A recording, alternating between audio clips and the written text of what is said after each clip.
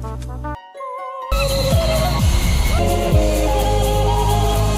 going on, everybody? I hope everyone's having a fantastic evening, fantastic afternoon, fantastic pre-noon, no matter where you are in the world.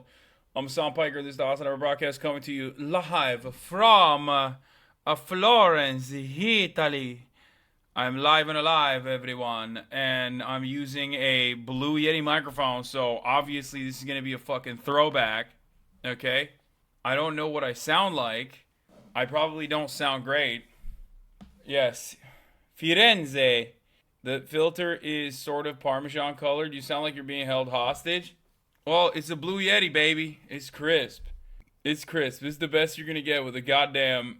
This is the best you're going to get with a freaking silly ass Blue Yeti. Okay, I don't care about the emails. Jesus Christ. If you are using a Blue Yeti mic, then your voice has changed. Maybe. Anyway, I'm live and alive. And, yeah. I wonder what I sound like. I have no idea what I sound like. I have a really super scuffed setup here in Italy, and honestly, it's been a long time. It's been a long time since I streamed, and I missed it. I missed it a lot. I was like, you know, gotta do it. Gotta stream for the real ones out there. Yeah. There isn't too much going on in my life. Just kidding. This is part of the broadcast where I tell you a little bit. The super scuff setup was a gift for your brother. No, it's not. This is not my brother's setup. The parts of it are, but my brother's setup actually has like a solid ass microphone, and not only does he have a solid ass microphone, but he also has like mic arms and all this stuff. I didn't actually bring that because it's too big. And it's too much for like 5 days, you know? So, oh, that's what happened to the color. All of a sudden, it just seems much nicer. Oof, I gotta take this off. It's hot. Please react to the no pixel mayoral debate.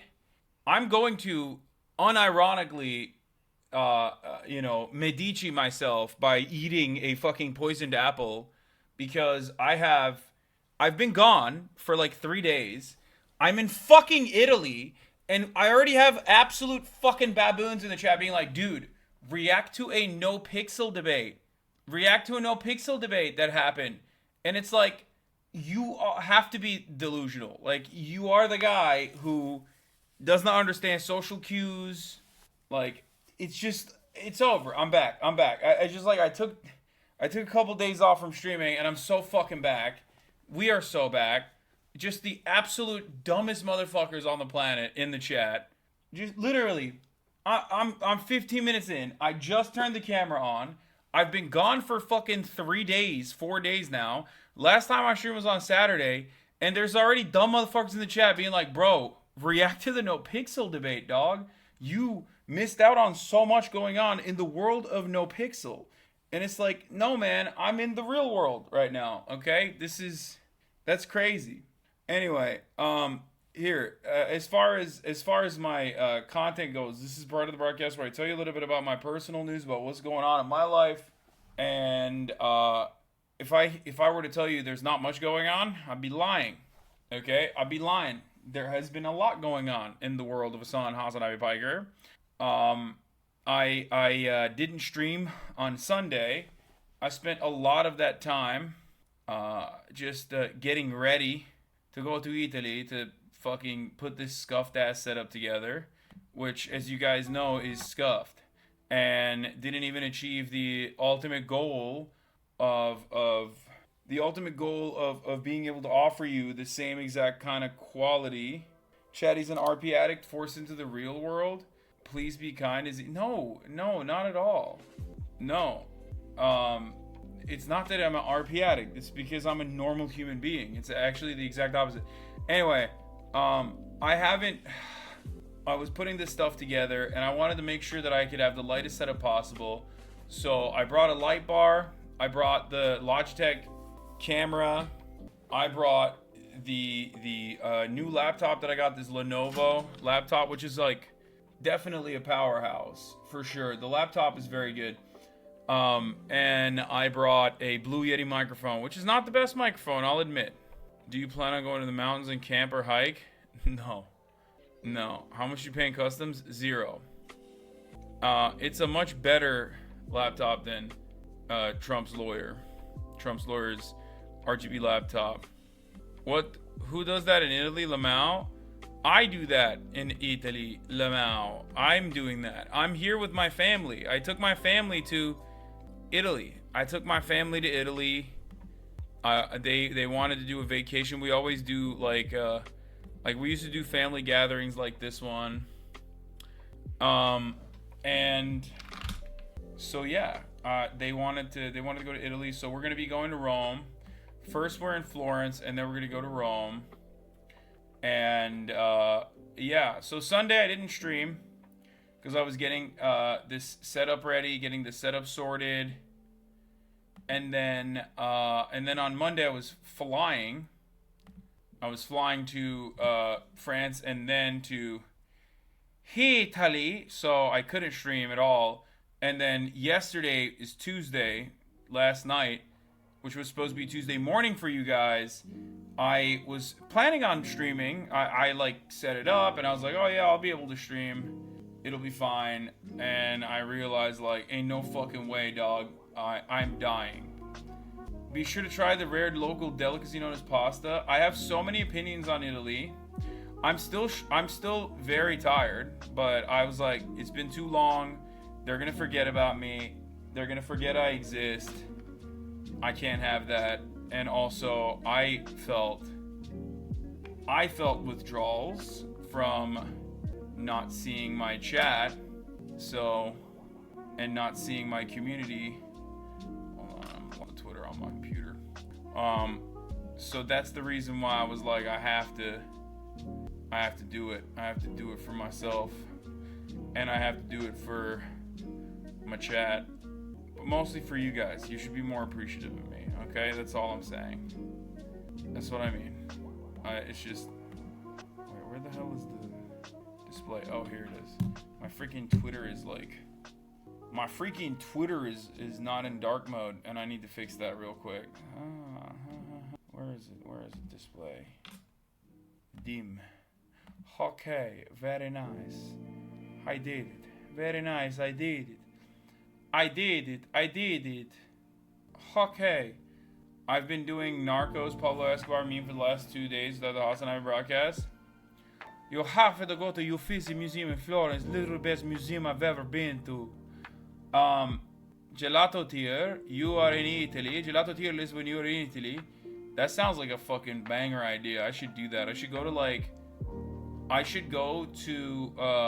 a bunch. I should hit up a shit ton of gelato spots on an IRL stream. Have you asked any times what they think of America yet? No. I have seen some HasanAbi heads out here, which is, I guess, surprising to me, but it shouldn't be surprising maybe. I don't know. Pistachio gelato, Hasan, you need to. I love pistachio.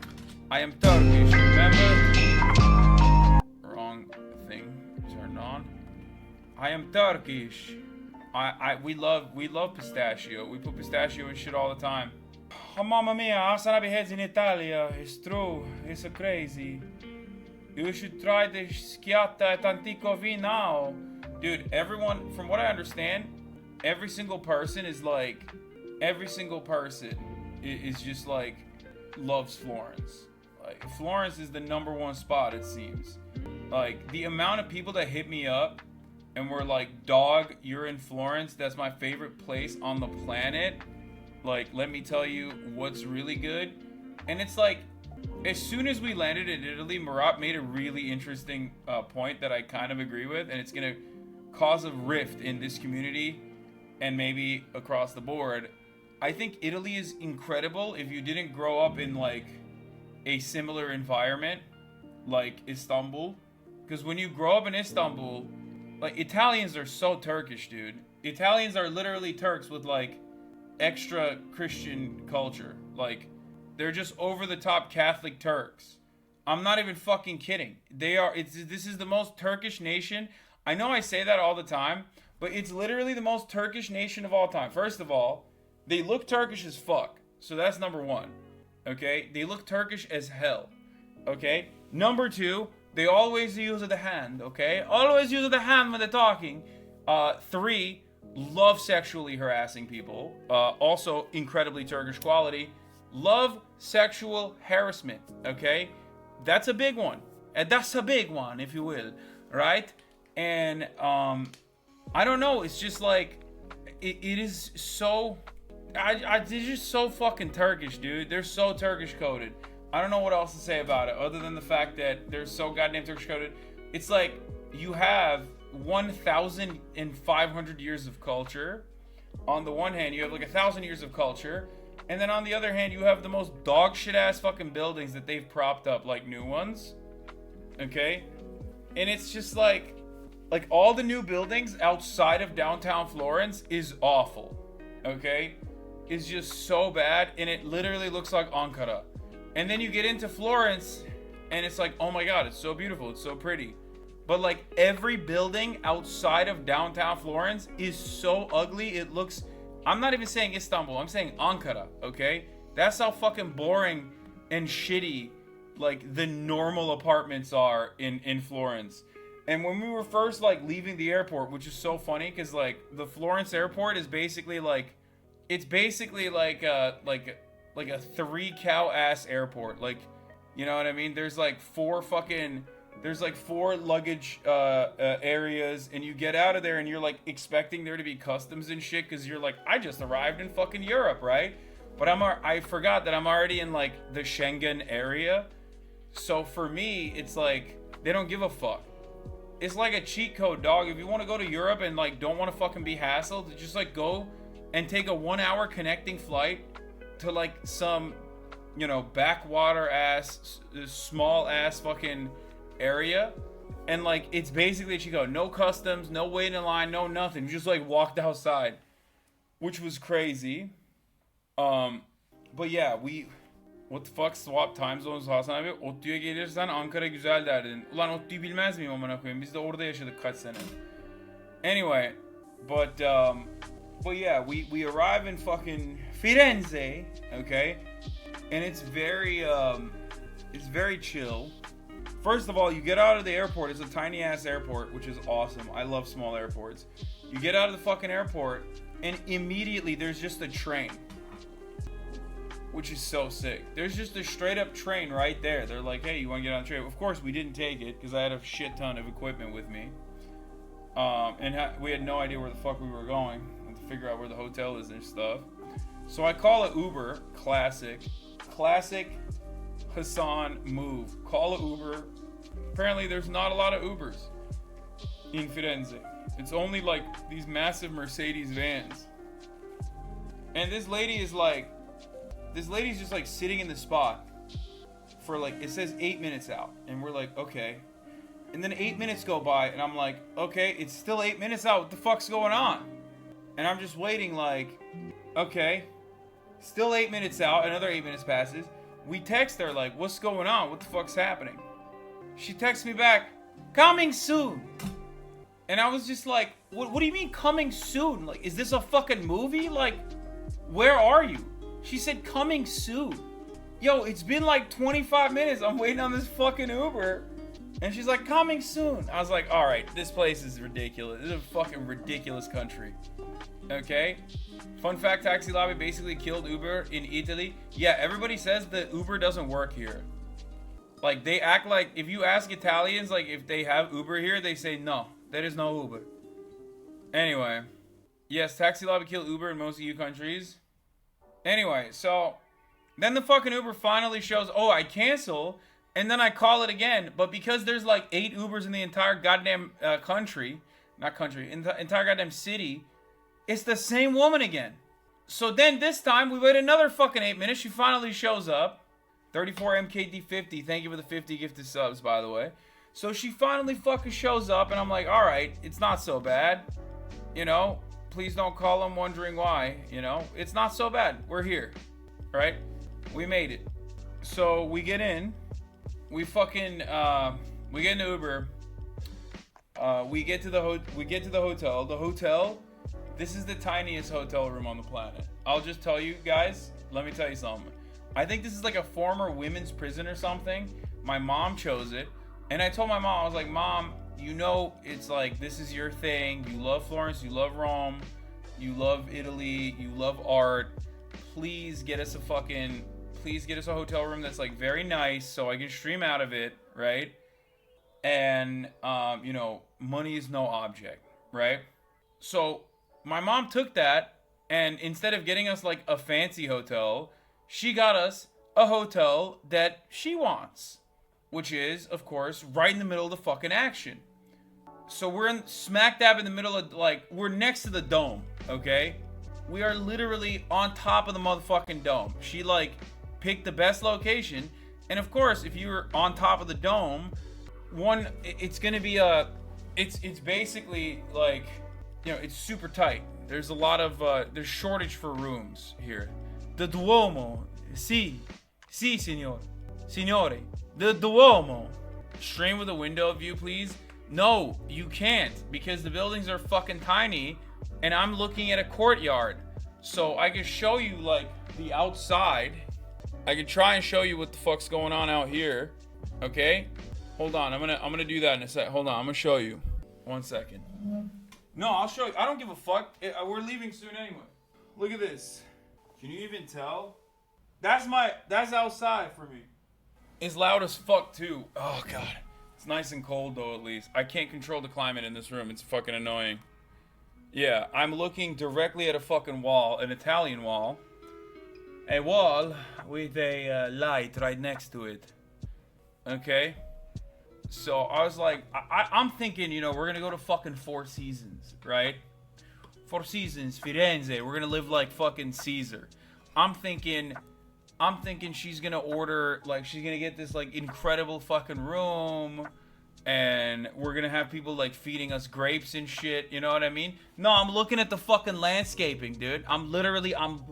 The room is so tiny, I don't know how to describe it, okay? I'm thinking, like, we're gonna be fucking living, like, I'm gonna be eating while I lay down. That's what I thought. I thought I'm only gonna fucking lay down flat and eat like the Romans did, right? Like, that's what I'm thinking. I'm gonna get goiter and shit. Turns out, I'm looking at one light bulb outside. That's all I got. That's my fucking view. Okay? And it's like, my mom chose it, of course, because not goiter, gout. Sorry, I said goiter. Different thing. You're not the emperor, little bro? Yeah, I thought we were gonna live like, I thought I was gonna live La Vida Loca. Okay, I thought we were living La Vida Loca, okay?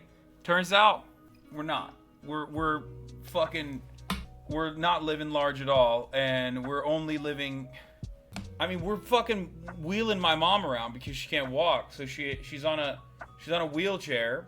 So, like, it's been a bit of a nightmare in many different ways. It's kind of funny. She loves to travel, she loves Italy, so, like, you know, her baker cyst is, like, popped the fuck off, so she can't really walk that well, which is fine. It's whatever. But Italy, not exactly the most fucking ADA approved area, okay? Especially because, like, guess what, dude? These motherfuckers did not plan the city for wheelchairs at all. It's all cobblestones and shit, okay? So I'm literally fucking pushing my mom through these goddamn cobblestone fucking streets. And you know, it's not into these buildings, many of which don't have accessibility. So that's what happens when you plan the fucking city in, like, you know, 1 BC, okay? Like, nobody out there was thinking, like, oh, what's gonna happen if you can't walk that well? You know, they just kind of killed you, I assume, okay?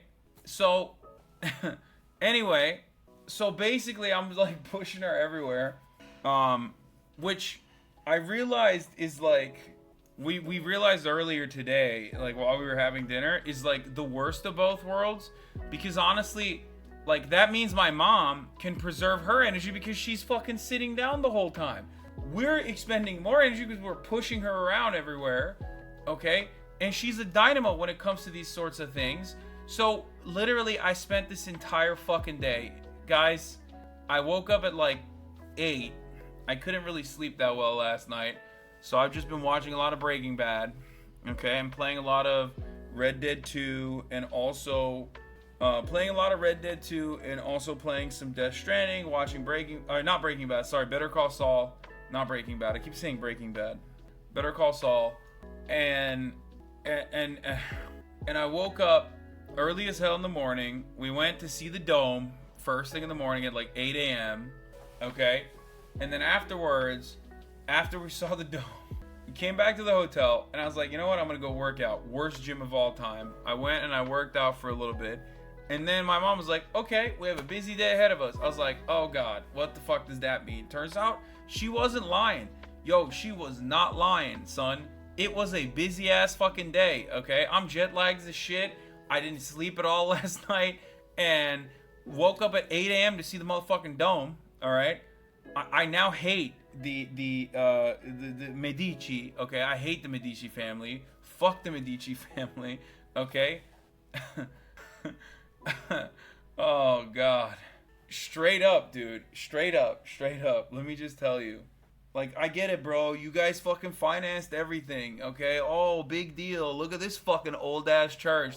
Did you know this church was designed in, like, 1438? And I'm like, come on, man. I'm so fucking tired. Anyway, the point of the story is, you were in the greatest country on earth, bro? I wouldn't say that. It's nice, though. It is very nice. Okay, I gotta blast off real quick. Live from Italy, it's me, Luigi. One thing I will say is that, like, I have been significantly less online, which has been awesome. I do feel much more chill. I feel much better. Like, my brain feels better. You know what I mean? Like, that has certainly been a good thing for me. Oh my God, this internet's the hotel internet is so funny. My download speeds are awful, but my upload speed is like fire, so I can at least like stream, which is usually a major problem, is the upload speed, right? Turns out now when your download speed's not great, you can't really download shit. Like, I've never had these issues before when I'm streaming, but like, because the download speeds are kind of shit, it fucks up sometimes. Anyway, is it just time away from streaming, also time away from social media? No, it's not just time away from streaming, it's time away from social media that's been really good. I think straight up time away from stream is whatever, but the major thing is time away from social media. That's definitely what it is. Social media is awful, dude. Here, by the way, I blasted off. Oh, Florence food. I'm gonna get to that in a second. Hold on. Alright, let's blast off. Thank you, Bomb Left, for the blast off photo. That's pretty fire. What was I gonna say? Kai is a menace to Ray. Oh my God. I miss my little baby so much. Oh my God. There's so many dogs here. Yo, Italy is the most dog-friendly motherfucking country on the planet. Holy shit. Oh, Angry Nimrod. Thank you for the 5 tier 1 gifted subs. And 34 MKD 50 with another 50 big ones. Or not 50. Or is it 50? I don't know. Holy moly. You're out of control here. Fix your mic, Azan, shaking my head. I'm going to headbutt you through the fucking computer, okay? Fuck you. No, I do not plan on reacting to the Grand Theft Auto mayoral debate. What the fuck are you talking about? Y'all are so silly, bro. I'm not kidding. I feel like people are doing this on purpose. They must be. They must be coming in here and being like, come on. This is it. This is it. This guy, he's back. Gotta be as annoying as I physically, humanly possibly can. Right? That's what it is, right? Be honest.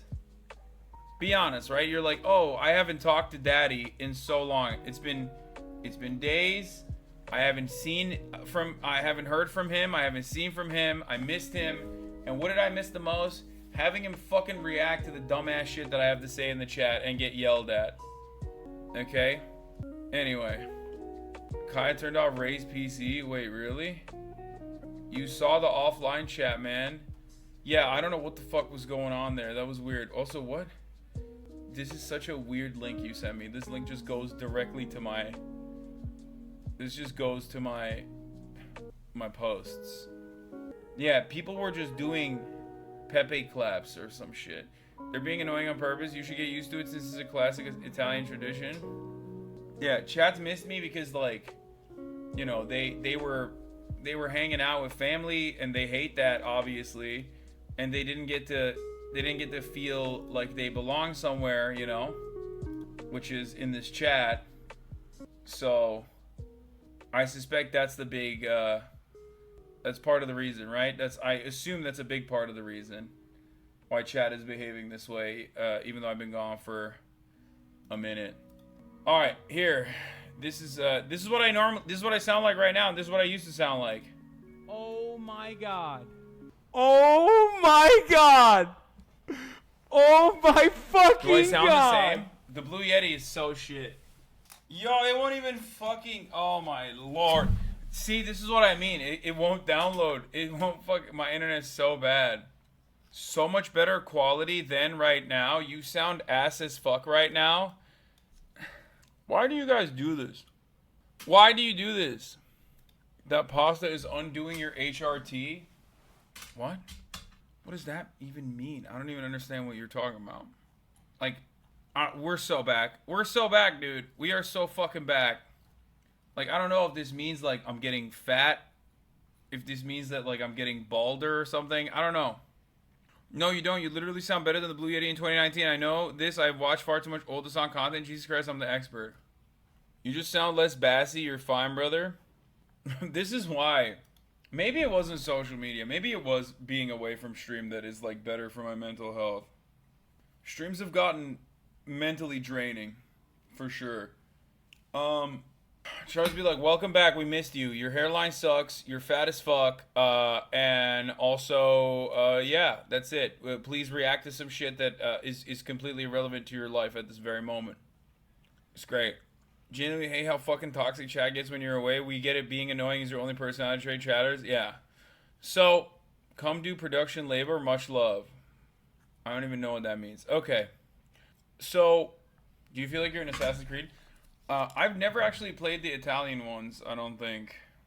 I know that was, like, popping for a lot of people. Like, a lot of people watch that, and a lot of people know Italy from the Assassin's Creed, but those are I never played, though. I played the first one. But, yeah, Ezio's the best one, what the fuck. Yeah, people were, like, memeing, saying, like, I'm making Assassin's Creed references when I was talking about what's the other family, not the Medici, but the other one. People are like, oh, my God, he's talking about... No, not Borgia. No, the Pazzi or whatever. Yeah, the Pazzi. No, not the Borgias. And it's like, no, man. That's not from the fucking game. That's from, like, real history. Which the game is inspired by. Like, they were the ones who were, like, fighting the Medicis. But now I'm actually on board with them instead. Because, like, goddamn, bro. These motherfuckers, they're so rich.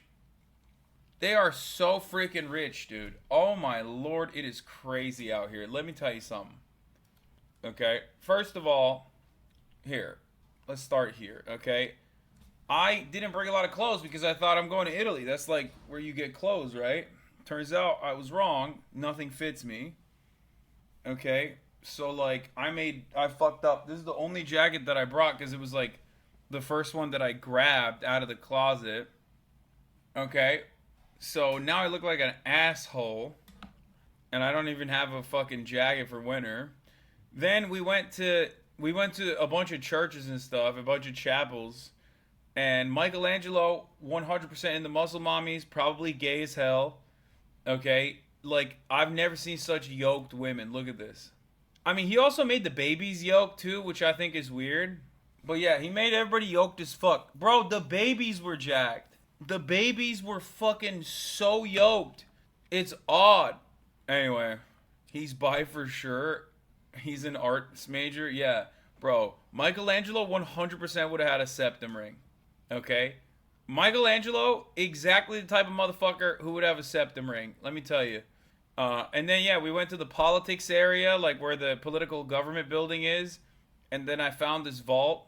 I don't know why I'm talking about it like I found it, like it was a secret or some shit. I mean, it's like one of the rooms that you can go to and see. I found a photo of a dog pooping, which I thought was kind of funny. This is literally a fucking tapestry. Or not a tapestry, but like It's on the wall, man. It's in the fucking government building. Like, how crazy is that? What are Italians doing? Italians are on some other shit.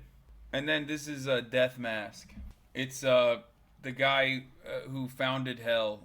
He wrote yeah, Dante's Inferno. You know, like the video game.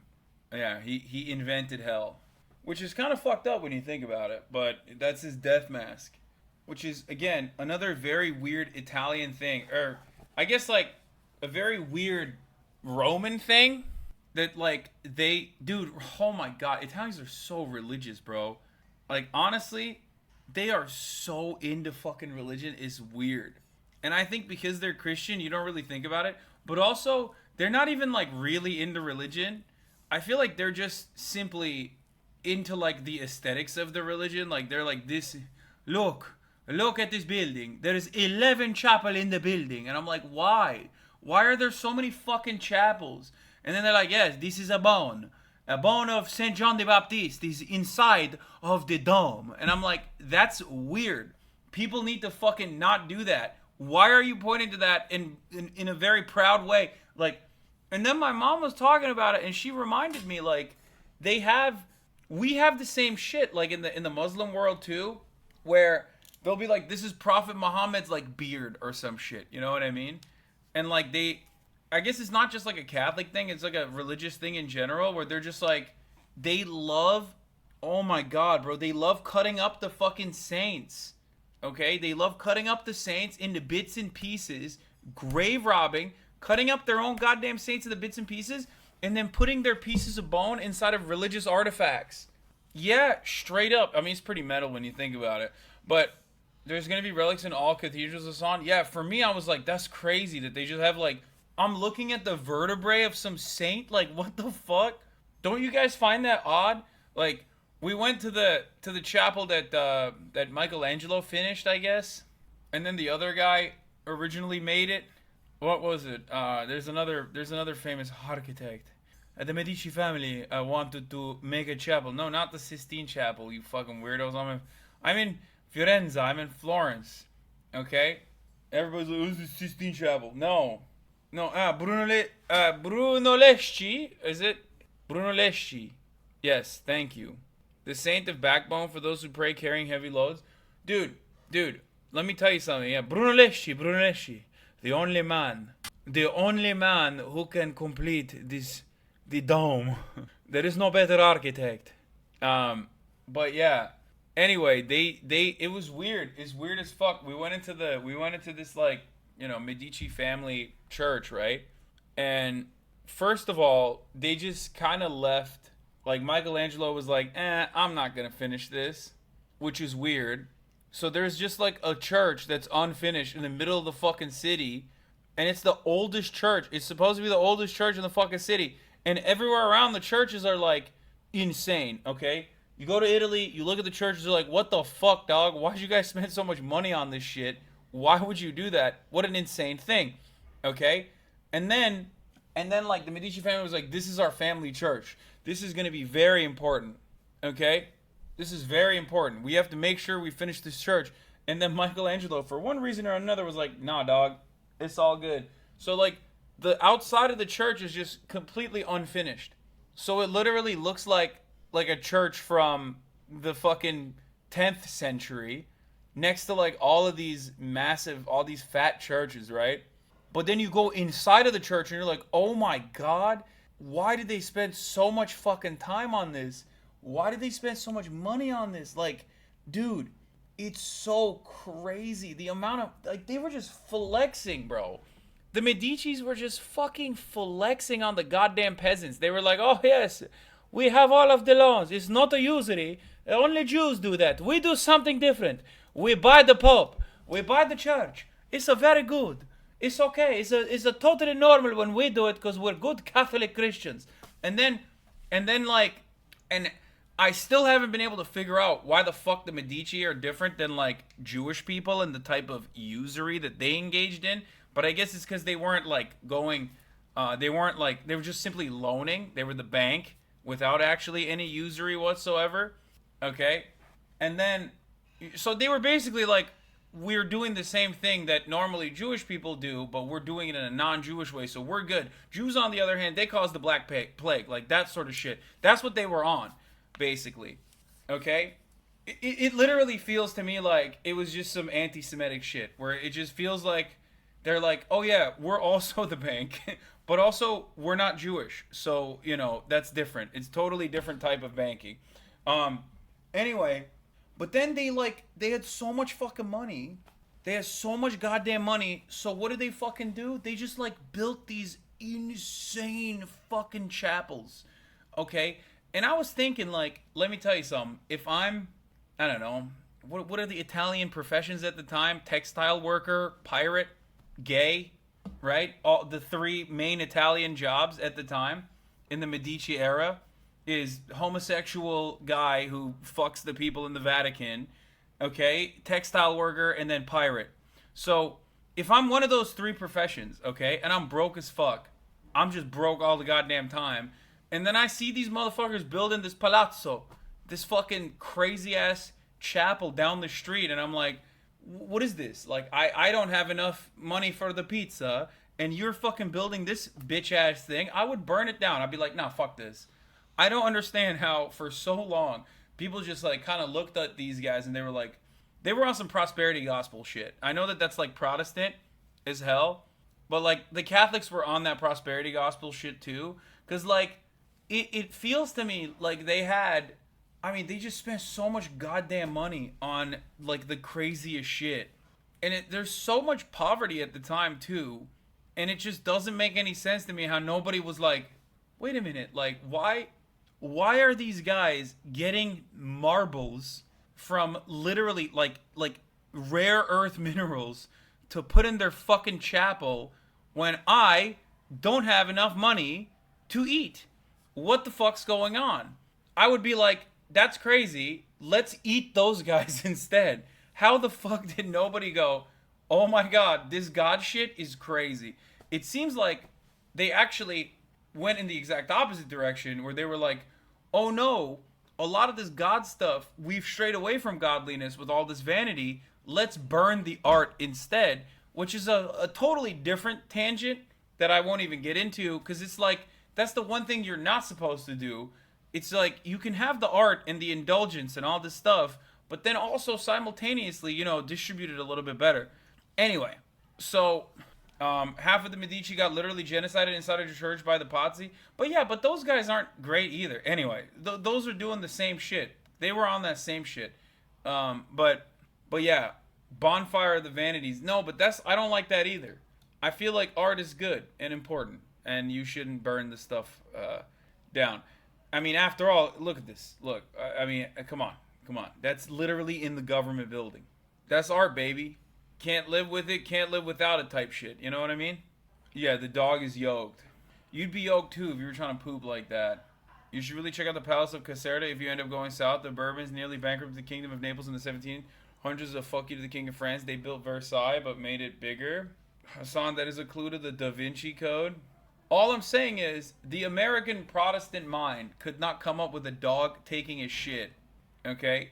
The American Protestant mind could not cultivate enough artistic mass to be able to put such an uplifting fresca inside of a government building. You feel me? That's all I'm saying. I know I'm hyper focusing on the dog shit too much, but it is pretty funny to me. So, have you seen shops selling all the Pope merch yet? No, I haven't. The only thing I've seen is a Twitch Prime. They're giving Twitch Primes out at the top of the hour for free. Yeah. Murat, your audio quality isn't great, and there's background noises coming from somewhere. I don't know. Well, the background noise is coming from the fact that my window's open, because there's a nice Italiano breeze coming into my room. But also, there's not much I can do. Sakura Gore, thank you, Sakura Gore, for the 10-tier gifted subs, and 34MKD50 for the 50 gifted subs, allowing 60 people to no longer see the ads at the top of the hour. It's the 3-minute ad break now. You're right. Hello, here it is. Bill Vogue. Dude, wait till you see St. Peter's in Rome. It's out of control over the top. I mean, I saw Sagrada Familia in And that's it. I mean, it's obviously modern, so it's different. But oh, one other thing, bro. One other thing. Italians, they want to be, anonymous user. Thank you for thinking this up. They want to be Muslim so bad. What's up with these domes, dog? What's up with these fucking domes? You feel me?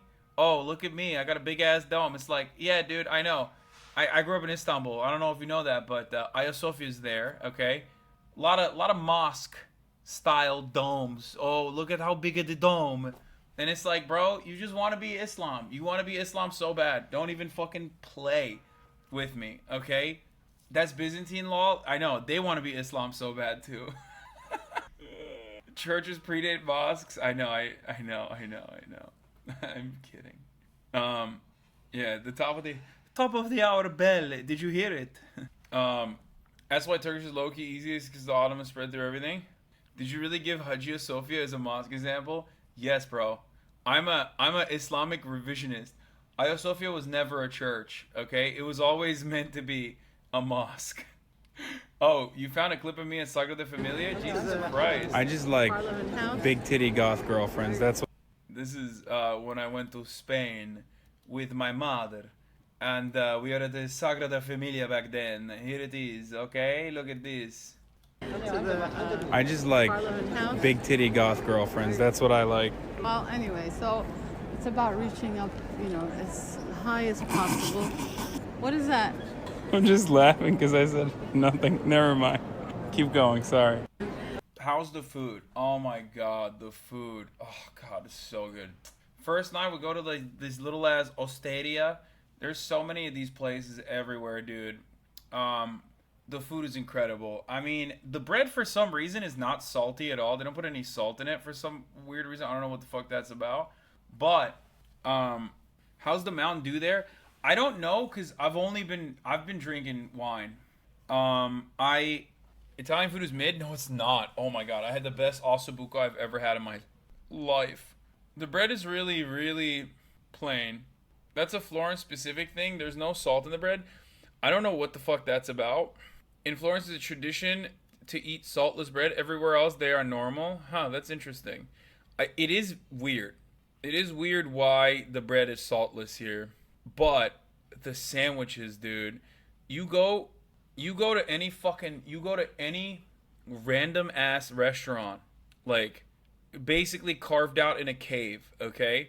In Italy. You go anywhere, the sandwiches. So you're all about. The sandwiches you're gonna have are gonna be some of the best sandwiches. It's the best sandwich. Wait until you have pasta in Italy. Yes, the pasta is incredible, but that's like expected. Also, I've had really incredible pasta in other places too. This is an old clip. Stealing intellectual property. That's how I see it. Shut the F up, dude, okay? I don't want to curse in front of my mom because I'm a good boy. You have no problem cursing in a church. Yeah, why the fuck would I care about cursing? Sorry. Apologies, mom. You had tiramisu in Florence yet? I had one tonight. It was weird. It was like not real tiramisu. I don't know what the fuck that was about. Are you retiring the Italiophobia? Bro, are you kidding me? I came here to make my Italiophobia more powerful. So if you think I'm going to stop with my Italiophobia, let me tell you, I'm unstoppable, okay? I was the gabagool, incredible. Oh my god. Oh, so fucking good, yeah. You look fucked up back then? Yeah, I was, I think it was because me and your mom were fucking a lot. And, she was sucking the life force out of me. Straight from my cock. That's why I looked fucked up back then. Why are you such a Reddit atheist? No, my perspective on, dude, my perspective on religion is live and let live. I don't have a problem with that at all. I actually also personally think it's cool that, at least there was some kind of art that they were making. Kill that mosquito. Where's the mosquito? You have a mosquito in your room, man, Rip? What are you talking about? Is this a meme or something? What? I don't know what you're saying. Anyway, how often do you hear Romanian since we're the largest minority in Italy? Most probably you've already been served by a waiter who's Romanian? No. So far, do you prefer France, Germany, or Italy? What? Since you're in Florence, try looking for a spot that serves Cianina. It's a type of huge Florentine steak. It's regional stable there. I think I've had it. Is that a canopy for your bed? Yeah. Found any Roman standards yet? Yeah, always. I'm always looking for Roman standards. Okay, here's a Kaya pup date while I go pee real quick. Oh my gosh, look at, she's doing that thing where she's like floored. Ew. Fun today? Went on a huge walk. Went on the biggest walk of all time. I practiced her training. Hasan was like, you need to practice her off-leash training. And so I did. You know what I did? Okay, so I wonder if she'll do it inside. So she is trained to be off-leash. Okay, go like this. She'll do it inside. I'm not doing it right. I know, look at both of them are just following me. They're just so treat-driven. Mika came out of nowhere. Yeah, I think they're both tired. So, on the walk, you say, let's walk, and she will instantly go right here to the left side of me. Oh my god, I did not shake. You are drooling everywhere. Oh my god. Hold on, child. Okay, we're waiting in queue. Wow, look, so patient. I have never seen a dog drool this much in my life. It is just coating her coat or with saliva. It's absolutely disgusting. Okay. Fitting. That one. So chill. That one. Okay. Now, lay down. Absolutely not. Down. Good job. What was that? Nope. Lie down. Okay. Don't roll over. That's lay down. Kaya is the best girl. This is how now the best clip from yesterday. Wait, yeah, pull the other way. They just stand there like this. They stand there. Yeah, it's different weight classes. Like, this is, I feel like it's not. Oh my, oh no, oh no. Poor Mika, oh no. No, no, no. Am I live? Am unplugged the PC? Am I live? Hello? Refresh? Am I back? I'm refreshing. Okay, we're oh my god. Okay, so I have... She literally ran and unplugged one of the cables. Okay, Dax! Stop it! She's such a menace, dude. Kaya is doing Baki shit? What do you mean? Is it bad that we died? Like... Oh! I hear dogs. Sorry! Be quiet. Phil! We're dogs. Shh. I'm back. Are you dogs? They're just loud as fuck! Ray, you're gonna get us. They're both dead. It's funny that Mika thinks like he's got anything. Like it's nice that Kaya lets him play. You know what I mean? Like I feel like she used to be worse with little dogs, and then she started realizing that if she dominates, then like playtime is over. You know what I mean? Small dog energy. They think they can beat anything and anyone. No, Mika is like a very scared dog normally. Yeah, just go to the ship. I'm gonna go check. Okay. Don't leave the ship. Is the fire set near the front? Uh-oh. What they died to the turret again? Is that what it was? Yep. Kaya is back and huge. This has 44,000 views. What the fuck? Bro, what the fuck? Dude, I'm washed. Kaya clears me. Kaya is a better streamer. She also crashed the Rutina stream. Sorry, only clip I can find is in Spanish Twitter. What the fuck? Otra mano de Kaya, LDP, dos patas debe ser mayor. It's not even Spanish Twitter, it's Portuguese Twitter. What the fuck? Bro, Kaya is international. Kaya has literally international fans. Wait, what? What happened? Holy shit! No way! Dude, what the fuck? I swear, she's a cutie pie. She's not like scary. God, she's such a fucking menace. She's such a menace. She is one of the girlies, 100%. She probably loves it. She probably loves being at the house with all the female energy. You know what I mean? Everyone's like wanting to pet her and shit. Knocking it over! Oh my god! Dude, my room is not ready to be revealed. It's so messy. It's okay. If it falls, it falls. It's fine. I got it! If it falls, it's totally okay. Holy shit, we need chairs. Oh my... No. Are you... Oh. She's as tall as Ray. Starting the shit because clearly you lie. What about You what do we about lie? Celine? What about Celine? She died to the ghost girl. Oh. Yeah. On thou? Look how good natured she is though. Look how good natured she is. She's just like she gets carried around. I know, it was sick. Like she just freaking appeared and bada bing, bada boom, got her. Every time I do falling, she's Oh my god. it was How did Ray die? Ray, what did you die to? Oh, you died to the loop bug. And now I'm starting the shit because clearly you. Oh man, rolling over like a champ. Oh no, she's so good. The rollover is like something I have to thank my mom for because Kaya is such a treat slut that she's such a treat slut and my mom always gives her treats.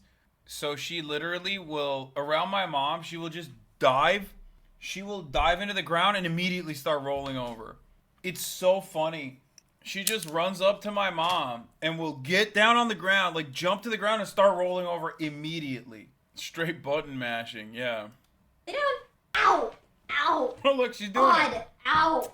Roll over! Roll over again! Roll over! Roll over! Roll over! How did you teach her to do this when mom finds the poop sock? I don't know. My dogs did that back to back and threw up.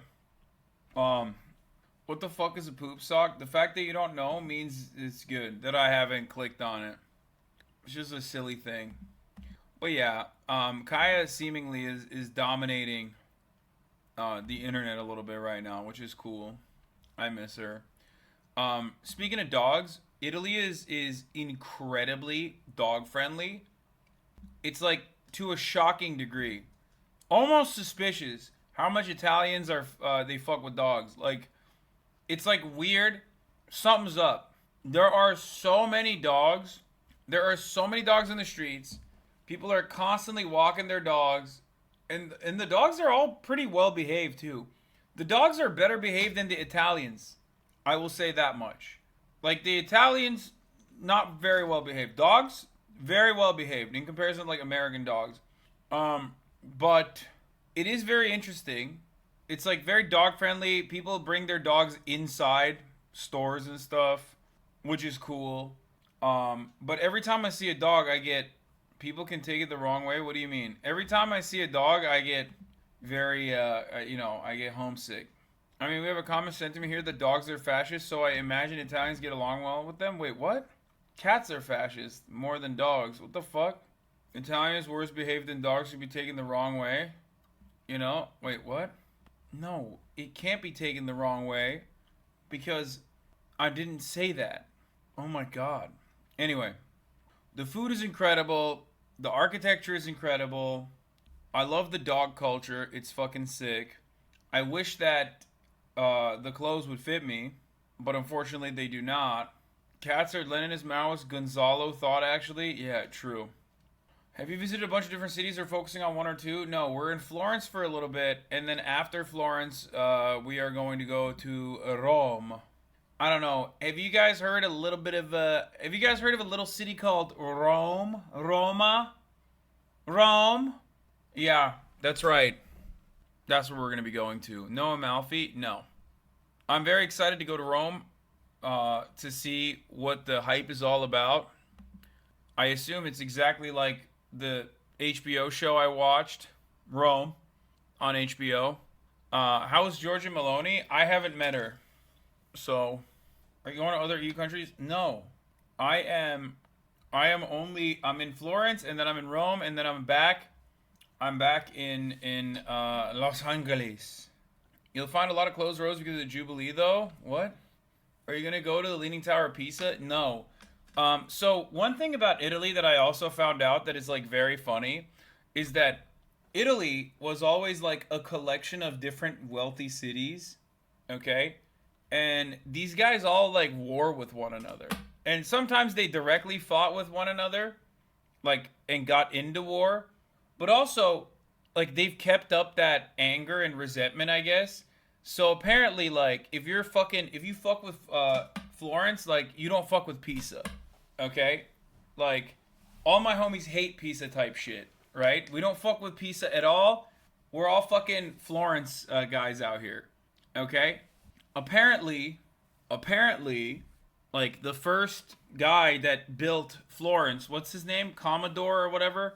What was his name? Comandante? I forget what his fucking name is. Anyway, the guy was, my mom hired a dude to, no, not Commodus. Some of you guys are just making names up, okay? Condottiero? I think that might be the guy. I don't remember. Anyway, so, like, there's this guy who's like a tour guide that was, you know, telling us all about this shit. And, oh, Cosimo de Medici. And apparently, like, the debris over the river made it so that Pisa was no longer, like, by the water or something. And then Cosimo de Medici went and built another port city instead to be like, fuck you to Pisa. And he went and, like, built, what's the other city? There's another city that he built. Livorno. Si. Grazie. Livorno. So he built fucking Livorno to do a big fuck you to the Pisa city. So yeah, that's the type of shit they're on, you know, like ancient feuds, bloodline feuds, and just a shit ton of money. And honestly, I was looking at it and I'm like, God damn, dude, that time, like the Medici time, was the time to be rich. Actually, like these guys had it locked down. Jeff Bezos is profoundly fucking wealthy, right? But I feel like if he were to build a monument to his wealth in the same way that these guys did, you wouldn't get the same level of admiration. Like, I was thinking about it a lot, and obviously I talk about this attitude that we have under capitalism, where we think we're totally above monarchies and theocratic era formations. Like, I'm talking just societal attitudes towards those in positions of power, right?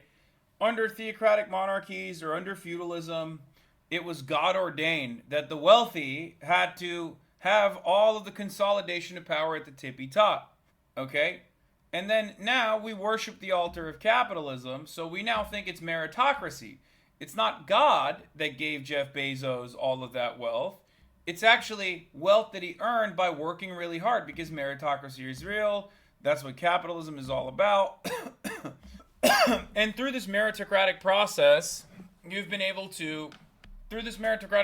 you've basically created an environment where, like, the mega wealthy deserve to be that wealthy, and there's, like, the same level of, like, worship. I mean, this is something I've brought up a shit ton. This is something I've talked about quite a bit, right? But the difference is, like, I feel like beyond the prosperity gospel, beyond, like, televangelists and stuff, there isn't that level of, like, give me this money so I can build this fucking insane church. Give me this money so I can build this insane church that you can maybe go to once every year or once a year, you know, while you fucking starve in the streets. I don't know. Something to think about. But I do feel like, you're saying they at least helped art grow? I agree. So there is some good there. I've been gone for an hour and you're still talking about Medici's church law? Yeah, bro. The fucking family had like a 500-year grip on a massively important city for commerce and also, like, Renaissance. You think that's not significant for, like, global history? I mean, listen, it is a very Western-centric attitude to have to act like they're the most significant, but it's crazy to me to look at that and go, yeah, I can't believe you're still talking about this shit. And it's like, bro, yeah, half of the things that you know and take for granted is a consequence of humanity moving in that direction from this one sliver of time. So yeah, it's pretty big. These motherfuckers own they owned the Vatican, dude. So, and near unlimited untaxed income to use for political manipulations. Yeah, those Italian rich guys were more like our capitalists, though. They were more like merchant princes, not landowners. Many of those cities were republics. Yeah. Anyway, did you talk about their war with the ostriches? No, there is an ostrich in the government building, though. Like a taxidermy ostrich in the government building for no fucking reason. Borgias burned down my family's hometown. That's so funny. Like, holding this grudge is such a funny thing. The Borgias burned down my family's hometown, ... And it's like, yeah, bro, that's like, you know, I feel like it's been a while, you know what I mean? Like, what are we talking about? Is that an Assassin's Creed reference? I don't. And I'm literally a third-gen American? Yeah, there you go. Northern Italy actually dislikes Southern Italy because the Northerners contribute the most to the industrial economy. I thought there was more to that hatred in Southern Italy, like racism. I feel like that's a very... The Northern Italians only hate Southern Italians because Northern Italians contribute more to the industry. Is leaving out a lot, it seems. I'm gonna be honest. Qatari dancer, see, right on the money. Speaking of Qatari dancers, Southern Italy. All I'm saying is, I feel like there's a lot of attitude in Northern Italy. All I'm saying is, fascism wasn't just in Germany. Okay, you got to think about that a little bit. You got to think about why. How could that have happened in a place like Italy? I'm just saying, there's a lot of racism in Italy. I feel like Northern Italians see Southern Italians as like an extension of Arabs. Like they're lesser than. They're Muslims. Ew, gross. That type of shit. They also currently have a fascist in power. So there's that too. Have you talked about the amount of people who came from other countries to help Nazi Germany? No. If you want to see Italian Hawks, you should go to the SS Lazio game in Rome. No, I'm good. I'm a Northern Italian here. People of Southern Italy because we need domestic exploitation towards some group, especially since we couldn't even do colonialism right. Gramsci literally wrote a whole ass book on the Southern question. Italy also had the biggest communist party in the Western world, though. Yeah. Rome has a heavy fascist presence. Keep your head on a swivel when you're there. Yeah, I don't think they give a shit, dude. I'm gonna be honest. Like, I'm just a tourist, just like everybody. I'm just a tourist, just like anyone else out here. I don't think they give a shit. I don't think anyone's gonna be like, oh, this guy is a fucking third-rate e-celeb, socialist Twitch streamer. We should go kill him. That'd be pretty funny if that was the attitude that they had. Togliatti and Gramsci both talk about the North's view of the South with regards to fascism. Pretty interesting stuff. Are you planning on going to the Vatican while in Rome? No. Even though the Pope is... Why would I go to the Vatican, dog? We've already taken over. The Pope is gay and woke and a communist. What is this? Austinox post? No, he was just gay. This is weird because it discourages straight women from being strong. It implies that no straight man would like a muscular woman. Do better, Mr. Show. Twitter's the only place... Wait, what the fuck? Dude, Michelangelo is gay as hell. Okay? You can't be that much into art and not be at least a little bit bisexual. I'm telling you, Michelangelo 100% would have worn a septum ring if he was around right now. Anyway, you should visit San Gimignano. It's a beautiful city, 1 hour drive from Firenze. No, man. No. Dude, first of all, as I was trying to describe earlier, I didn't plan this trip. You know who planned this trip? My mom. Okay? Which means I have no say in what we fucking do. Because she's already mapped it out. She has an itinerary. Tomorrow we're waking up at like fucking 8 to go and buy with a chef dough so we can make our own pasta from scratch.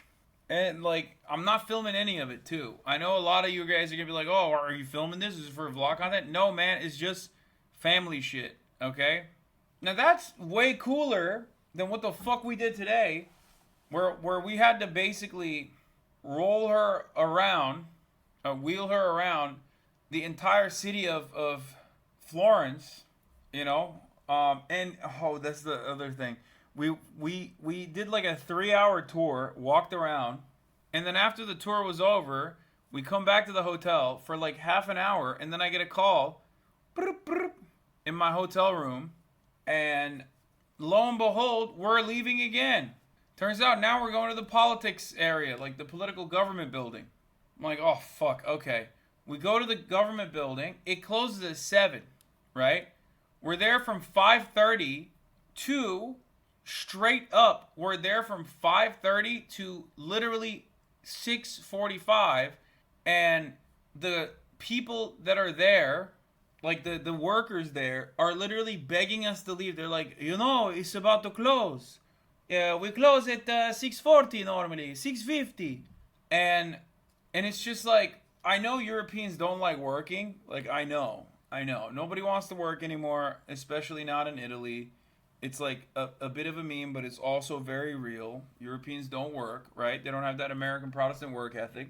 But, like, my mom was really pushing the boundaries of acceptability here. Like, I have never experienced something like this before, where I felt like we were being watched everywhere we went in the government building, where by the end of it, like, we were trying to get to the elevator and there was like people blocking off our access from both sides, like closing in on us to like be like, all right, you have to leave, you have to leave, you have to leave, you have to leave.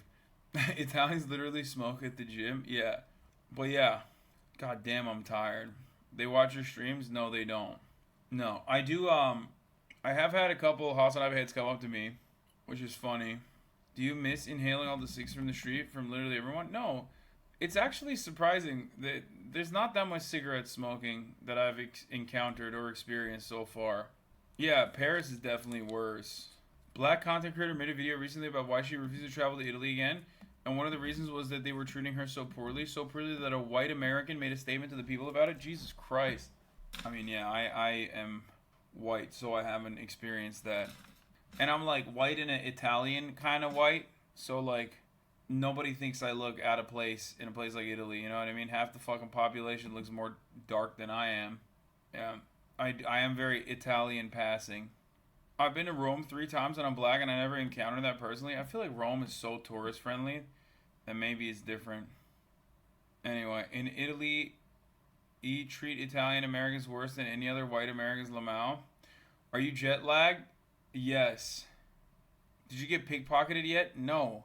I feel like I would have opened up with that if that was the case. It is, they will run up to you and try to sell you selfie sticks and shit. Who? Italians? I have seen the selfie stick situation. Why the fuck? I don't actually understand why the fuck there's so many people. Like, the selfie stick economy is crazy out here. Like, I guess it's selling like hotcakes, okay? Because there are way too many motherfuckers out here selling selfie sticks. I assume people are buying it. But the selfie stick economy works similar to the way that in New York, like, the mixtape economy works, right? Where people will be really pushy, and instead of like trying to soft sell you, it's more like, hey, give me a high five right now. Give me a fucking high five, like, shake my hand, shake my hand, shake my hand. Like, it's like so aggressive, and it's like, no. Like, I don't know you like that. Why the fuck would I shake some random motherfucker's hand in the middle of the street? That's crazy. Why would I do that? Shake my fucking hand right now. You buy this selfie stick. Buy this now. Dudes also try to sell you beads and say they made it just for you. Yeah, I saw that too. Champagne socialists mad at the Italian free market. Yeah, I mean, don't step on the photos on the floor next to Duomo. It's a scam. They put it on the tourist way so they make you pay when you step on it by accident. Yeah, I haven't done any of that. You have to go to Atlantico Vinaio. Hands down the best sandwiches in the world. Dude, everyone, here's what I found out also. Everyone, and I mean everyone, has a favorite place that they swear by in Italy. And in other places, okay, usually it's dog shit, okay? In other places, when you go, oh, dude, I swear I have the greatest, the absolute most goated fucking world famous place. And in Italy, I feel like it's probably real. When someone tells me they have the best place, it probably is the best place. It's so good. A lot of these like hole in the wall places are so fire. This is such a funny meme, but it's such an inside baseball meme, dude. White nationalists visit Italy, gets greeted with Assalamu alaikum. That's such an old Daily Mail article ass meme right there. Who the fuck's gonna know what that's referencing? People are probably gonna think I'm the white nationalist when you look at this meme. Have you been to the Vatican? No. Yeah, most people have no idea what this is. Are you going to Rome via car, train, or plane? Why are you asking me that question? Don't worry about it. I don't like talking that much about my travel arrangements, okay? Have you had a beef stomach sandwich yet? Those are so good. No. Have you seen the video that ranks every female streamer by cup size? No, because I'm not gross. I wish I could hear what you think about Pompeii. It's probably the most fascinating place in the whole country. Oh my god, every single person keeps asking me if I've been to the fucking Vatican. Geopold video on Italy. All fart sounds. Wet, quick, brap. Thanks, man. Here, take 30 seconds off, dumbass. Enjoy. What's the vibe on the Israeli occupying force genocide in Italy? Dude, ain't nobody in Italy is talking about that. Let me tell you, at least not where I've been. Bro, you so tired? Oh no, I'm dying. I'm like slowly but surely dying. And it's only 10:45 here. Pizzolo is a very good place for pizza in Firenze. Okay. So I'm tired of pretending male and female are the same grug. What? Is the weather okay? It's fine. It's like not. It's not bad. Go to Gusta Pizza in Florence. It's the best pizza you'll ever have, and it's approved by Guy Fieri. Do you like the history of the city or the aesthetic? I don't really care. I don't really care personally about like the Medici or anything like that. I'm not like a big Renaissance guy. However, I will say it's good. I like it. I like Italy. The Via of Ezio Auditore, the one they use as inspiration is in Florence, is called Via di Maiano. Have you already discussed the famed reporter Donny O'Sullivan missing the Los Santos mayoral debate? Yes, man. I'm sorry because I'm living life, okay? I'm living La Vida fucking Loca. God, don't get pizza anywhere that is not Naples or further south unless it's Pizza Taglio in Rome. Yeah. Have you jumped in the hay piles from tall buildings? Yes. I have. A lot. I just keep going up the tall buildings and then jumping off of them into piles of hay. Can't go to Italy and no pixel. Yeah. The Vatican was kind of underwhelming for me, but the St. Paul Cathedral is truly incredible in Rome. You should just get lost in that city. Have you assassinated any constables? No, I have not. But yeah. Oh my god, it's just hitting me. I'm getting so fucking tired. I like the idea. I like the idea of doing like a gelato stream tomorrow. I might try to do some shit like that. Force Marat to come out with me, and we just rank and tier list gelatos. But yeah, do you have a nice view? No, I showed it earlier. Quick history of Florence video if you're interested. Here's a fun history fact for you. Florence is the freaking coolest. Whether you're looking for art, literature, political schemes, larger-than-life characters, things being set on fire, the historical context for the best Assassin's Creed game, or the single greatest dome in history, this city at the beating heart of the Renaissance has it all. Thing is, Florence seems an unlikely candidate for a civilization-changing rebirth of classical glory. Even within Italy, it wasn't nearly the most powerful player on the peninsula. Venice ruled the seas, and Rome held the papacy. So to find out what made little old Florence so special, and to see why their ideas had such a transformative impact on Italian art and culture, let's do some history. This video is brought to you by Audible. More on that later. Florence has a pretty quiet start. First founded by Julius Caesar as a military camp in 59 BC, Florence got caught in the up and down of the Roman and Byzantine empires, eventually getting nominally glomped by the Holy Roman Empire in the medieval period. But the Alps are kind of a pain to cross, and the HRE is closer to an unsupervised geopolitical kindergarten than an actual empire, so Florence and their Italian neighbors were essentially independent, just chilling out by themselves in the quiet Tuscan countryside through most of the Middle Ages. But Florence, as we know it, starts with the adoption of a new constitution in 1293, which outlined a republican system that placed power in the hands of the mercantile and artisan elite. Rather than dumb, stuffy aristocrats, Florence was governed by a citizen signoria, composed of 9 people chosen by the city's guilds, who each served on 2-month terms. These priori worked in tandem with specific side councils like the 10 of War and the 6 of Commerce. It was a small group, but since it rotated so insanely fast, lots of Florentines had a say in how their city worked. While it's certainly no Venetian republic, it got the job done pretty well for the next 2 centuries. Florence also had the good fortune to back the winning side in a power struggle between the Pope in Rome and the Emperor in Germany, so they got the rights to play middleman on papal tax collection.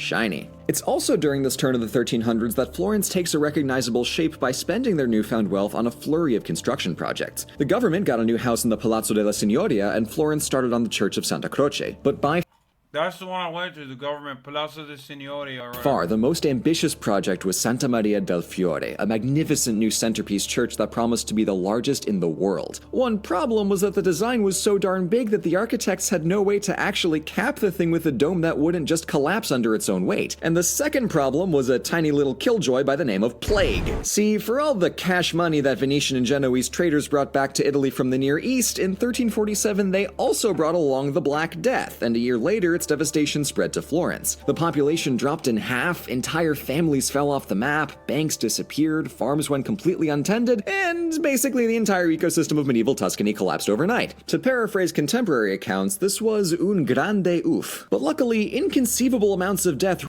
This is such a YouTube video from a bygone era where the guy says un grande oof. I love that. Really sets the mood for writing poetry, so it's here that we get Boccaccio's masterwork, the Decameron, an Italian-styled 1001 Nights, except the framing device here is plague instead of princes. At the same time, the poet Petrarch was reinventing lyric poetry through the composition of his personal love sonnets. But we have to jump back half a century to give credit to Florence's greatest poet by far, our boy Dante. Exiled from the city in 1302, Dante soon began composition of his Divine Comedy, an era-defining self-insert fanfic that combined Christian theology with ancient Greek mythology in, dare I say it, an even bolder crossover than the MCU. Oh my god. Dare you say it, sir. MCU reference, the boldest crossover. This is, oh my god, this is so awesome. This is like such a fucking epic bacon Reddit ass fucking YouTube video. I love it. No disrespect to overly sarcastic productions. This seems awesome. All of Florence is getting beat up by plague. These three smart boys gave the city a head start on rediscovering ancient ideas and blending them into medieval Christian culture with a new focus on individualism. Things started looking up with the capture of Pisa in 1406, which gave the Florentines a direct route to the sea, more tax revenue, and... See, this is what I was talking about. They're like, bro, fuck Pisa. All my homies hate Pisa. Things started looking up with the capture of Pisa in 1406, which gave the Florentines a direct route to the sea, more tax revenue, and on-demand access to history's best architecture meme. And 1 decade later, the Pope awarded the honorable and extremely lucrative right of directly managing the papal treasury to a soon-to-be world-changing family, the Medici. With the enviable job of counting the coins in God's very own pocketbook, this family bank soon became the most influential. This is their crescent, or crest. 6 balls. Which I think is very weird. And apparently we don't know why they got the 6 balls. Some believe it's because they're like old medicine men. Some believe it's supposed to signify oranges. Some believe it's supposed to be like the impact of what it looks like after you like suck out poison. Ironic. You stole that from Anne? No, I stole that from Anne and the tour guide guy. And then the other is the other antiquated belief, which is probably not real. No, it's not from Dragon Ball Z, man, and it's not a spicy meatball. I don't know, some like fucking ancient guy fought a monster who also happened to be a mountain in Italy, and then the monster had a 6-headed like a club, and then when he slammed into the shield, that was the impact crater. And well-funded in Italy. But the Medici, and the young Cosimo especially, had a uniquely ancient view of wealth, seeing it as a means to glorify both God and Florence through great public works rather than something to hoard in a bank vault swimming pool. Don't get me wrong, these guys lived large and made it known, but they had a refreshingly patriotic attitude towards their wealth and felt a moral responsibility to spend it on Florence's greatness through cultural patronage. Yeah, sure. I mean, it's in comparison to like their contemporaries, their counterparts, not contemporaries. Sure. But like looking at it from now, looking at it with my eyes currently, I'm like, these motherfuckers were not benevolent. For instance, the Duomo wasn't just going to build itself after a century spent domeless, so the Medici financed its completion under the genius architect Filippo Brunelleschi. He invented radical new construction equipment and applied some straight-up wizardry to implement a self-reinforcing double dome, and without going off on a massive tangent, I'd say the results speak for themselves. Good dome. Meanwhile, our boy Cosimo returned from a brief year in exile in 1434 to effectively become the leading citizen of Florence. He didn't fully upend the Republic, but he pulled an Augustus and got really good at encouraging the guilds to appoint agreeable priori to the Signoria. Legal? Yes, but still pretty dubious. But with the funds of the Medici Bank in one hand and the reins of Florence in the other, Cosimo put everything that he had into the care of the city. From public buildings to privately commissioning artists like Donatello to even funding and stocking a public library to make the city's knowledge accessible to all. Cosimo loved the classics, and he even had a chief book scout who went on trips to the eastern Mediterranean to bring back rare ancient manuscripts from the Greek and Islamic worlds. Cosimo was a Their PR was crazy, and they passed down a history of some enlightened people, but we all were just some rich motherfuckers playing Monopoly in Tuscany. I mean, yeah, but I guess they did advance history quite a bit by doing this shit. It might have been a flex nuts type situation, but like, they did do a lot for the arts.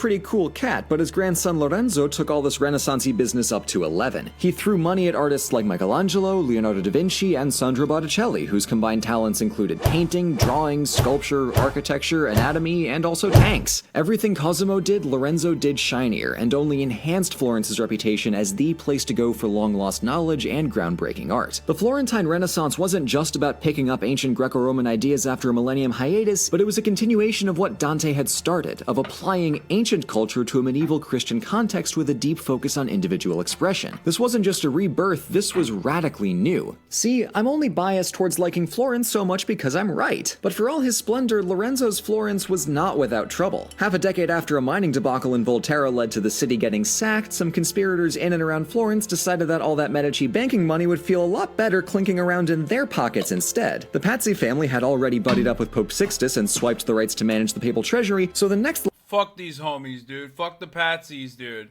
All my homies hate the Patsy family. You know what I'm saying? logical step was to assassinate Lorenzo and his brother Giuliano and basically coup their way into ruling Florence. We've all had that thought, right? They'd wanted to kill them both simultaneously during RIP, I resubbed, but I didn't refresh, so I got clapped for posting a link. Yeah, but at least you won't see the top of the hour ad break right now. Because at the top of the hour, there's a 3-minute ad break. And if you no longer want to see those ads, all you need to do is subscribe for $5. Or for free with a Twitch Prime.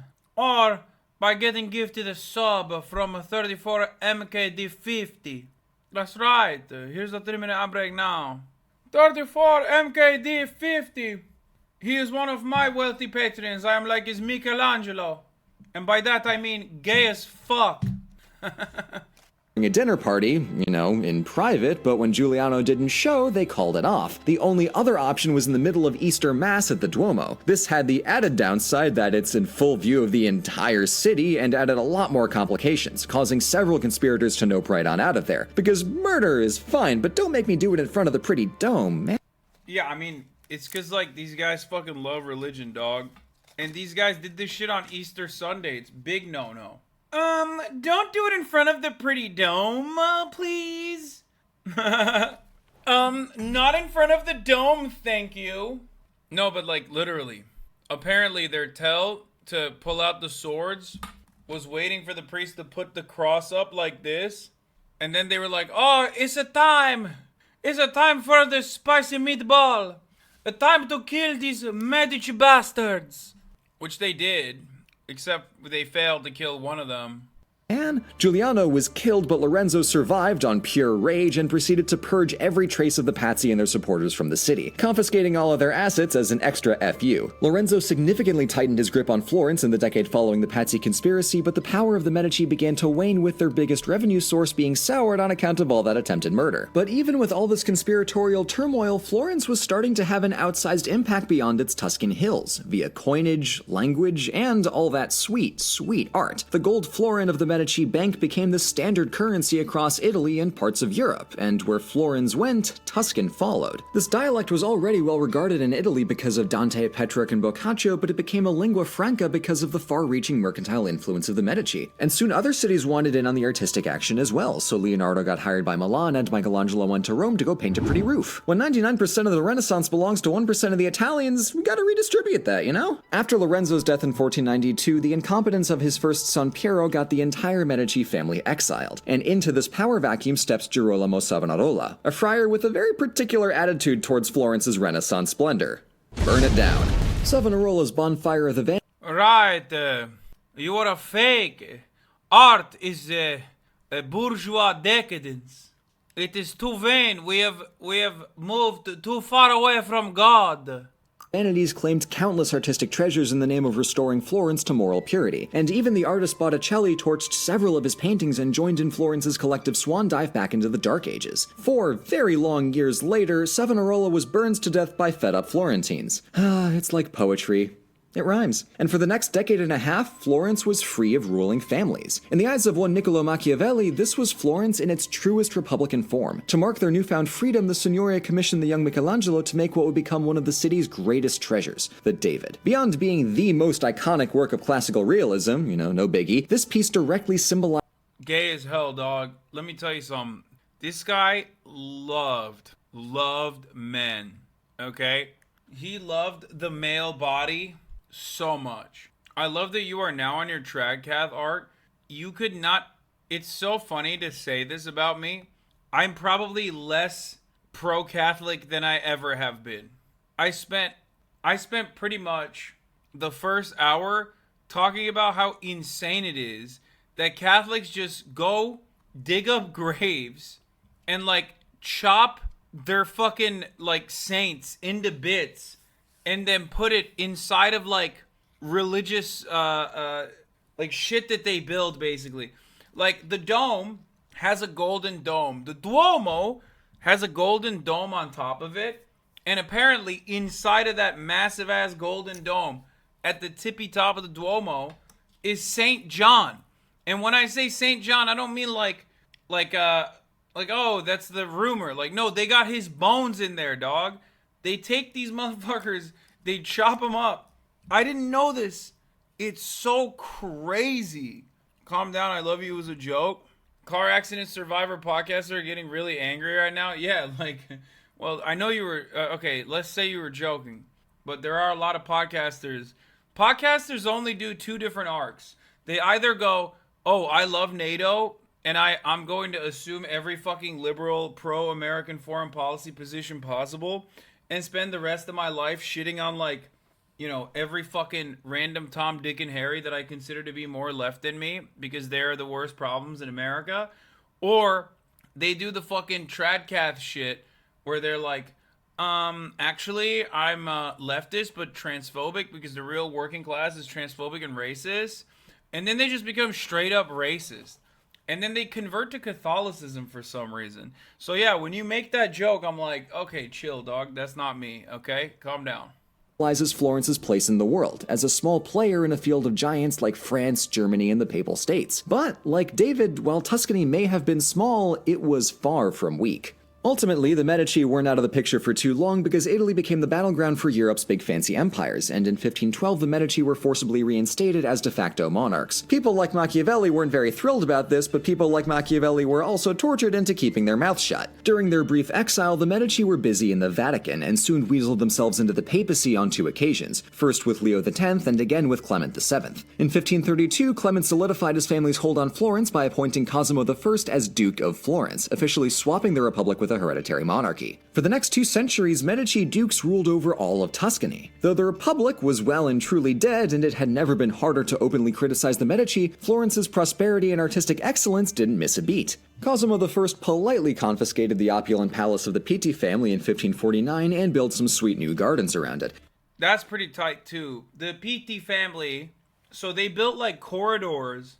They built a corridor between the Pitti family home palace and the government building, and it's literally straight up. It's like just a row of buildings that directly tie the government building that I described to you earlier to this fucking palace. And then, but there's a river in between. So what did they do? They built a bridge over the river, okay? And then they decided, and I don't know why this is such a weird thing, but they decided you can only sell jewelry on this river. So they built a bridge, but it's not really a bridge. It's basically a fucking, like, it's like a corridor that they built on top of the bridge. And that's where all the jewelry is sold. It's cool as fuck. I mean, it's still a bridge, which is kind of tight. Actually, they're copying that sentiment from Buddhist wanderers in India with bone relics as a whole lot of rituals. Okay, well, regardless, it's still kind of crazy. And he hired architect Giorgio Vasari to build Yeah, this is the corridor. a corridor across the Ponte Vecchio to connect Palazzo Pitti with his Uffizi, a massive new administration complex. Yup, timing. Yup, straight up. And apparently it's because they had to go through this every day, multiple times throughout the day, and they didn't want to get assassinated. So they were like, let's just fucking connect it with a goddamn corridor. Bro did not want to touch grass. Oh, 100%.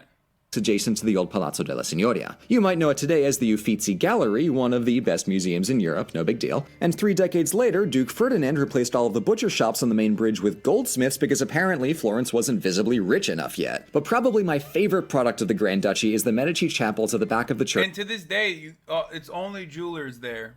Like, that entire bridge is just a jeweler's.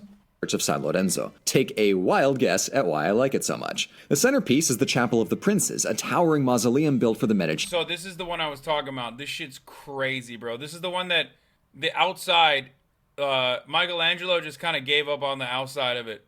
But the inside of it is fucking insane. Grand Dukes. It's incredibly swanky in there, but most hilariously, it's still under construction. The entire line of Medici Dukes died out before the ceiling even got its fresco, and that only happened because the lead architect was bullied into ditching his plans for a lapis lazuli mosaic and just putting something on the damn roof already. So here's the other part about this.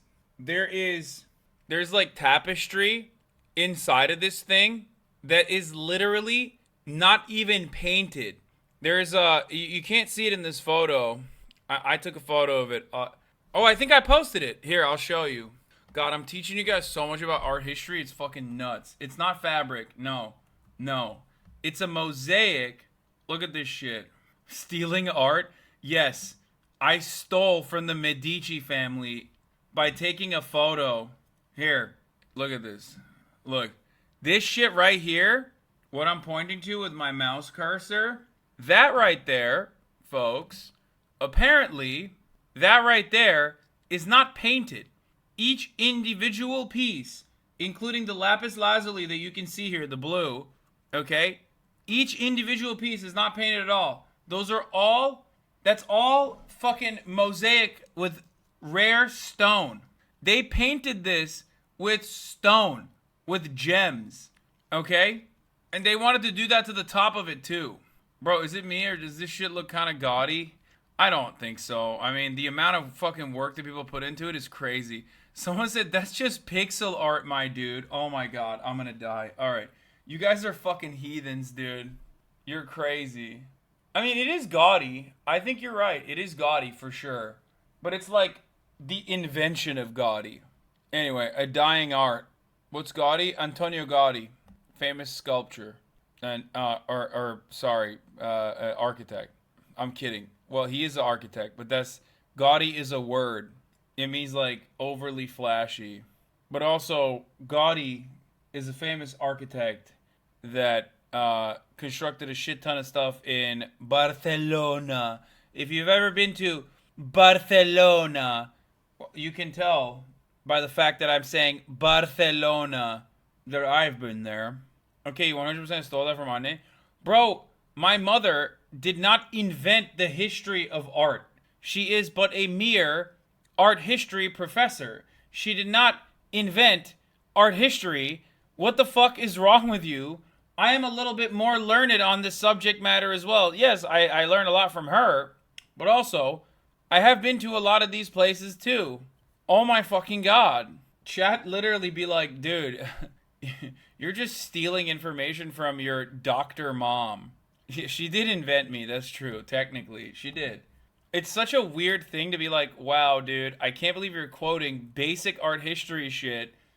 Jumping back a century, Cosimo expanded Florence's horizons by conquering the Republic of Siena and building a naval base on the island of Elba. Florence's golden age at the forefront of history was certainly behind it, as the Renaissance had long since spread to the rest of Europe, and Florentine prestige had waned in comparison to these big shiny empires, but Florence was still prosperous, beautiful, and most importantly, in one piece. Rome, for one, could not say that last bit. But at the end of the day, Machiavelli's worst fears about a Medici monarchy would come true, as the last two Medici Grand Dukes were the worst crossover of lazy, spendthrift, and repressive, leaving Florence weak and nearly bankrupt. After them, Tuscany was swiftly gobbled up by the soon-to-be Archduke of Austria and Holy Roman Emperor. For the sake of narrative convenience, and also because European imperial politics are far too complicated for how boring they are, I'm going to fast forward a century here to 1859, when Tuscany happily jumped on board the Italian unification bandwagon and annexed themselves to the growing Kingdom of Italy. Florence even served as the kingdom's capital for a few years before the final conquest of Rome in 1870. After joining the kingdom, the Tuscan dialect soon became the basis for Universal Standard Italian, and Florence gave many of its most famous churches some finishing touches, which is to say, the front. Yeah, so as it happens, Santa Maria Novella was the only major church to actually have a finished facade since the Renaissance. The Duomo was basically faceless until the 1800s. But now that it's actually done, I think it's a The only church that's still remaining as like faceless is the one with devoid of the facade, is the one that you saw the inside of. That's like crazy. really neat touch that the red, white, and green color scheme of the cathedral is a perfect Italian tricolor. Mwah!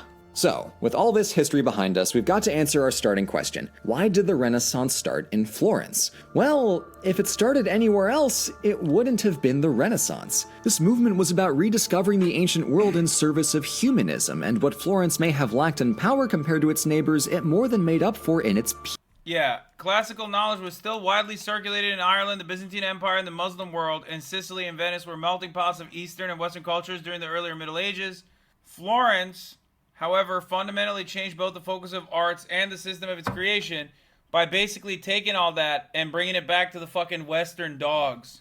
Rediscovering the classics. Firenze. The Medicis also famously brought to the Western world inventions such as the fork. These motherfuckers weren't using forks, dog. Think about that.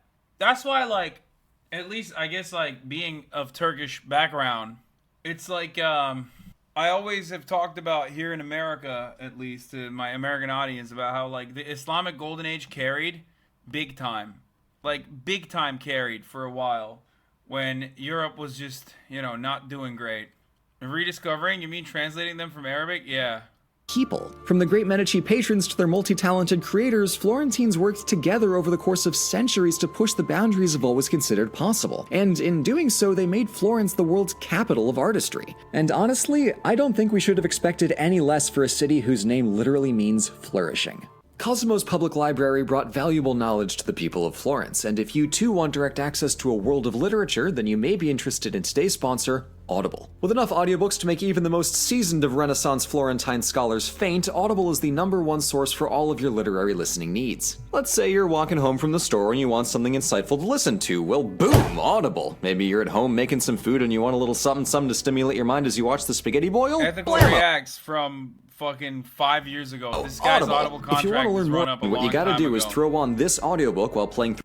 Audible members who sign up get a credit for any audiobook completely free every month, as well as 2 free Audible originals per month and additional discounts in the store. And just in time for the holidays, Audible is offering a half-price deal for your first 3 months if you sign up with our link on audible.com/overlysarcastic or text overly sarcastic to work anymore. It is because of the influence of the Catholic Church and not worth learning about. I do think it's pretty funny. I do think it's pretty funny to consider some of the things that they didn't find out until much later. Like, the reason why a lot of the marble statues were just simply white was because they thought they were white, because they were white when they recovered them. Except now we know that they were painted. Except 90% of the world still thinks that they were white. So it doesn't even matter.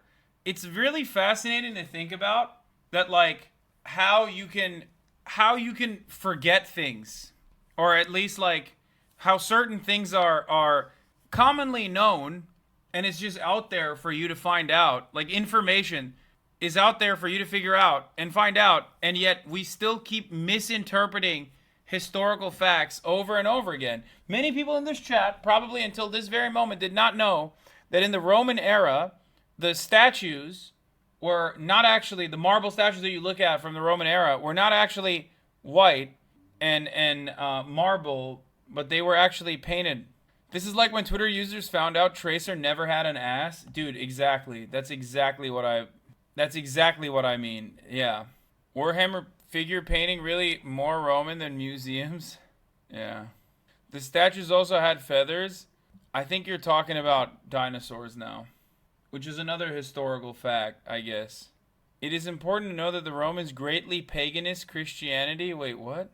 The fuck does that even mean? Did you go to the Leaning Tower and make that awkward pose holding it for a photo? No.